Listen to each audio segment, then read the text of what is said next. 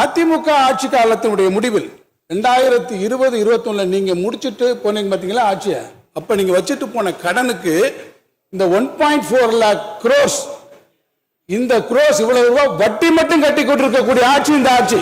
நீங்க வச்சுட்டு போன கடனுக்கு 1.4 லட்சம் கோடி ரூபாய் வட்டி கட்டி கொண்டிருக்கக்கூடிய ஆட்சி. யார் கடனை பற்றி பேசுகிறீர்கள்?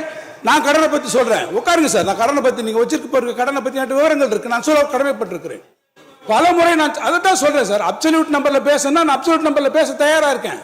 நீங்க எவ்வளவு வச்சுட்டு போயிருக்கீங்க நான் திருப்பி சொல்றேன். என்ன அளவுல விகிதாச்சாரம் உங்க ஆட்சியில் எப்படி வச்சிருந்தீங்க சொல்றேன், நான் கேட்டுக்கோங்க. 2016-17 முதல் 2020-21 வரையிலான ஆண்டுகளில் மொத்த கடன் இருப்பானது 128% உங்களுடைய ஆட்சியிலே அது வளர்ந்திருக்கிறது. 2011-12 முதல் 2015-16 வரை ஆட்சி காலத்தினுடைய தொடக்கத்தில் 1,01,349 கோடி. அடுத்து அந்த ஆட்சியுடைய முடியும் போது 2,11,066. எவ்வளவு போச்சு? 108% உயர்ந்திருக்கு. 2016-17 இருந்து 2020-21 இந்த ஆட்சியினுடைய தொடக்கத்தில் 2,11,060 முதல்ல முடிச்சுட்டு போனாங்க இல்லையா அம்மையாருடைய ஆட்சி காலத்தில். அடுத்து உங்களுடைய ஆட்சி காலத்தில் 2,11,066 கோடியாக இருந்தக்கூடிய இந்த கடன் ஆட்சியை நீங்கள் முடிக்கிற போது 4,80,300.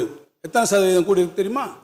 128%. இந்த மொத்த கடன் இருப்பு 128% வளர்ந்திருக்கக்கூடிய உங்களுடைய ஆட்சியில் 2020-21 நாங்கள் ஆட்சிக்கு 21-22 நாங்கள் ஆட்சிக்கு வர்றோம். 21 இருந்து நீங்க விட்டுட்டு போன அந்த 4,80,300 5 லட்சம் கோடி நீங்க வச்சுட்டு போயிருக்கீங்க.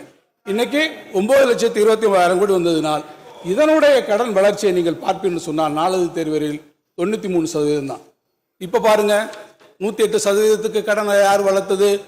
128% யார் கடனுடைய ஒட்டுமொத்தத்தை கூட்டி போனது? 128 அதிகமா 93 அதிகமா? கடனுடைய வளர்ச்சியில் அதிகமாக ஒட்டுமொத்த கடன் இருப்பில் 128% வளர்ச்சியை கண்டது உங்கள் ஆட்சி. எனவே கடன் பற்றி சொல்வதற்கு தார்மீக கடமைகள் இல்லை. இன்னும் உங்களை ஒரு சொல்றேன், திருப்பி நான் அப்சல்யூட் நம்பர்ல நாம பேசுறதை விட நான் இன்னொன்று சொல்லுவேன்.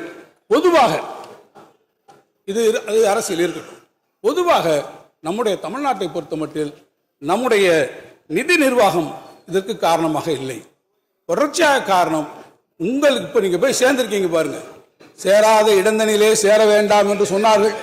அதை மறந்து விட்டு நீங்கள் போய் சேர்ந்திருக்கிறீர்களே, அந்த ஆட்சி இல்ல, நீங்க சேர்ந்திருக்கீங்க. சேர்ந்த காட்சியினால்தான் அந்த ஆட்சி மாற்றாந்தாய் மனப்பான்மையுடன் தொடர்ச்சியாக செய்யக்கூடிய காரணத்தினால்தான் நான் இந்த அவையிலே சொல்வேன், 5வது நிதிக்குழுவின் பரிந்துரையில் இருந்து இப்போது 14வது நிதிக்குழுவின் பரிந்துரை வரை மத்திய வரிகளிலே தமிழ்நாட்டினுடைய பங்கு குறைந்து கொண்டு வருகிறது. அதனால்தான் நம்ம நிகர பொது கடன்களை பார்ப்பில் சொன்னால் இந்த வரி பங்கீடு என்பது 32% கீழே குறைந்திருக்கிறது. ஒரு கால் நீங்கள் இதெல்லாம் பேசி பினான்ஸ் கமிஷன்ல இருந்தோ நமக்கு வர டெவல்யூஷன்ல இருந்தோ அல்லது மத்திய அரசாங்கத்திலிருந்து நமக்கு வர வேண்டிய பங்கீடுகள் வரி பங்கீடுகளில் இருந்தோ நீங்கள் இந்த வரிகளை எல்லாம் பெற்றுத் தருவீர்கள் என்று சொன்னால் நம்முடைய கடன் 3 லட்சம் கோடி ரூபாய் அளவுக்கு குறையும். அதை செய்வதற்கு நம்முடைய மாண்புமிகு உறுப்பினரும் அவரை சார்ந்திருக்கக்கூடிய இயக்கமும் முன்வர வேண்டும் என்று கேட்டுக்கொள்கிறேன்.